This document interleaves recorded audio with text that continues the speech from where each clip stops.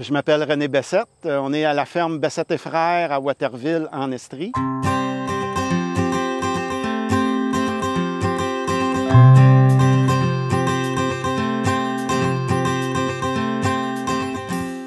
On a une rotation là, sur 5 ans, là, 2 ans de soya en alternance avec du maïs en silage ou maïs grain. Et après ça, on revient en prairie, principalement de luzernière et graminées pour un 7 ans de prairie.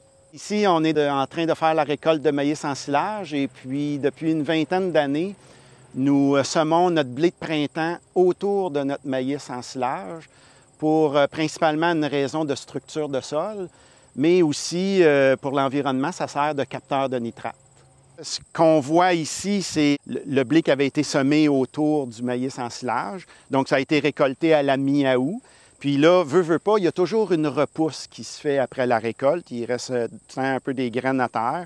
Puis si jamais il n'y a pas beaucoup de graines de blé qui repoussent, il y a quand même un peu de mauvaises herbes qui permet là, quand même de faire une bonne structure de sol. L'important, c'est d'avoir du vivant. C'est très intéressant lorsqu'on arrive à un automne humide, exemple comme l'année dernière, où l'automne était très humide, un moment donné, le maïs en silage, tu n'as pas le choix d'aller le récolter. Quand il y a un bon tapis d'implanter, ça évite beaucoup de compaction, ça rend le sol beaucoup plus résilient au passage des machineries.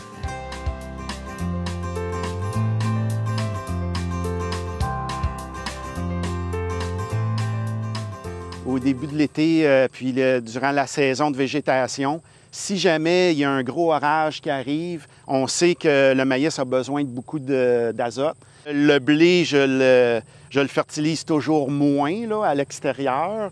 Avec le lessivage des grandes pluies, s'il y a un peu de lessivage de nitrate, bien, le blé va tout le capter avant que ça se rende au fossé ou à l'extérieur du champ. Alors ça, c'est vraiment, là, pour point de vue environnemental, c'est vraiment une bonne pratique, là. Le blé sert de capteur de nitrate. Dans le maïs en silage, on a semé un intercalaire. C'est du radis avec du trèfle incarnat qui est bien implanté. Puis là, après la récolte, ça va vraiment exploser là, parce que là, c'est exposé à la lumière du soleil, ce qui va permettre d'avoir une bonne verdure et un bon taux de racines dans le sol avant l'hiver.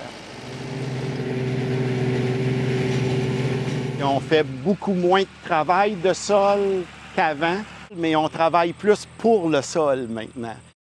Par rapport à quand j'ai commencé, il y a 40 ans, on est plus conscient de toute la vie qu'il y a dans le sol, puis c'est ça qui fait qu'on est plus performant.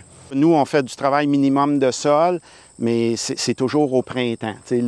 L'automne, après les récoltes, on essaye de ne pas toucher le moins possible pour garder...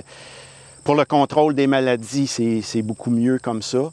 Avec les changements climatiques, comme je disais tantôt, il y a il y a moins de neige des fois durant l'hiver qui permet, puis il y a beaucoup plus des gros coups d'eau quand il y a des tempêtes, des orages.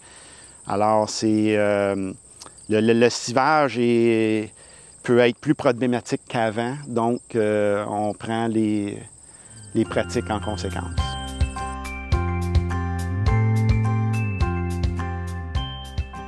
Au lieu de faucher tout le temps les fossés comme une pratique qu'on faisait anciennement, on laisse faire un peu la nature. J'entretiens seulement près des sorties de drain, pour ne pas avoir de problème aux sorties de drain.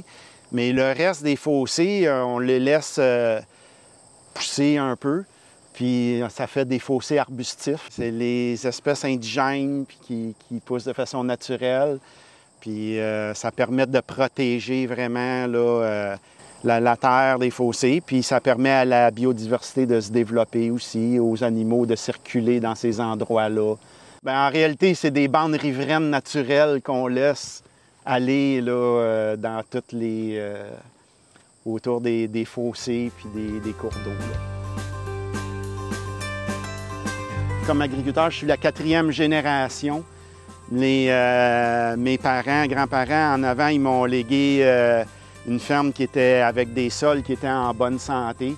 On veut que ça laisser aux générations futures un environnement en bon état, avec une ferme qui va être durable dans le temps pour justement s'assurer que les sols s'améliorent dans le temps et qu'on lègue des sols en meilleure santé pour les générations futures.